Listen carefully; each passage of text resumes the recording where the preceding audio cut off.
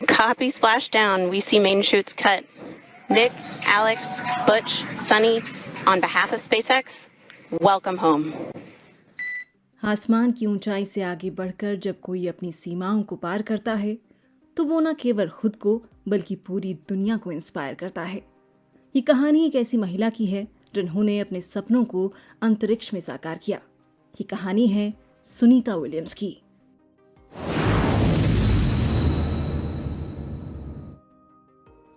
सुनीता का जन्म 19 सितंबर 1965 को ओहायो, अमेरिका में हुआ। इंडियन ओरिजिन की सुनीता के पिता दीपक पांड्या गुजरात से अमेरिका आए थे। बचपन में सुनीता को तैराकी का बहुत शौक था और उन्होंने कई कॉम्पिटिशन्स में भाग लिया, लेकिन उनका सपना आसमान में उड़ने का था।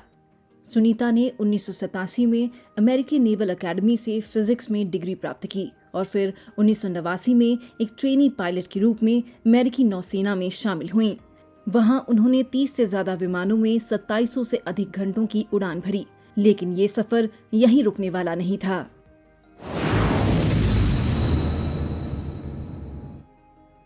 उन्नीस में नासा ने सुनीता को अंतरिक्ष यात्री के रूप में चुना। ये उनके जीवन का नया मोड़ था। 2006 में सुनीता ने अपना पहला अंतरिक्ष मिशन शुरू किया।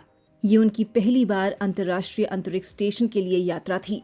इस दौरान वो 6 महीने तक अंतरिक्ष में रहीं और सबसे दिलचस्प बात ये कि वो अपने साथ गीता लेकर गई थीं।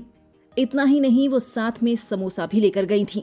उन्होंने न केवल भारतीय भोजन का स्वाद लिया बल्कि भारतीय संस्कृति से जुड़ी किताबें भी अपने साथ लेकर गईं, जो उनके भारतीय मूल के प्रति उनका सम्मान और प्रेम दर्शाती हैं।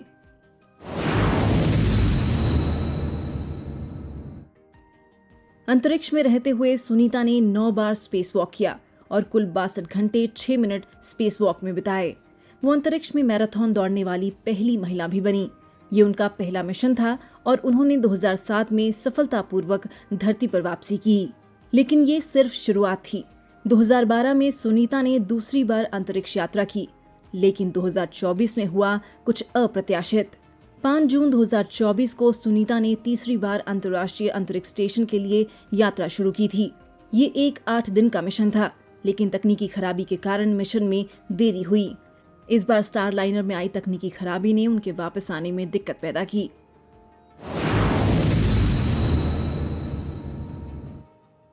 सुनीता और उनके साथी को वापस धरती पर लाने का जिम्मा एलन मस्क की कंपनी स्पेसएक्स ने लिया। स्पेसएक्स के ड्रैगन स्पेसक्राफ्ट के जरिए सुनीता और उनके साथी बुच विल्मोर की सुरक्षित वापसी हुई।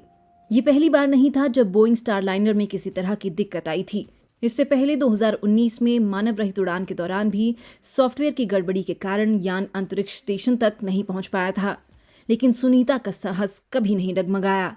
9 महीने बाद सुनीता और बुच की वापसी को स्पेसएक्स के ड्रैगन स्पेसक्राफ्ट ने संभव किया।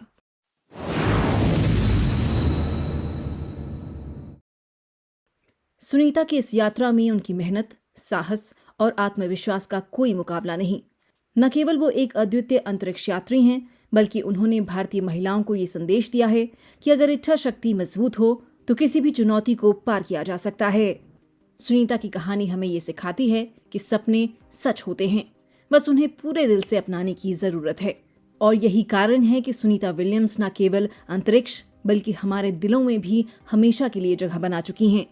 अगर आप भी अपने सपनों को सच करना चाहते हैं तो याद रखें, आसमान भी आपका इंतजार कर रहा है।